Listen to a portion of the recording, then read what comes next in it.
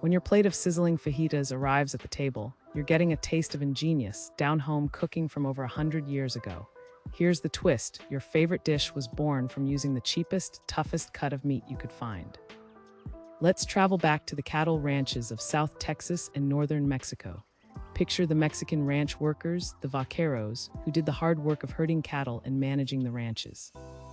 As part of their pay, they'd often get what was called the skirt steak, which was considered a throwaway cut, tough and full of connective tissue. It wasn't the prized fillet or the ribeye, it was the cheap, undesirable meat. But necessity is the mother of invention. They couldn't afford to waste it, so they got clever. They'd take this tough skirt steak and marinate it for hours to help tenderize it, using ingredients like lime juice that were readily available.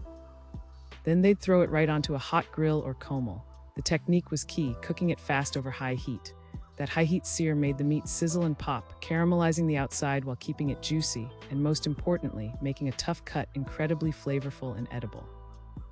They'd slice it up and serve it on a warm tortilla, often right there on the ranch. For decades, it was just a regional worker's meal, a hidden gem. The name fajita itself comes from the Spanish word faja, meaning belt or girdle, which perfectly describes the long, thin shape of that skirt steak. It wasn't until much later, when restaurants started putting it on a sizzling cast iron platter to make a show-stopping entrance, that it exploded into the mainstream phenomenon we know today.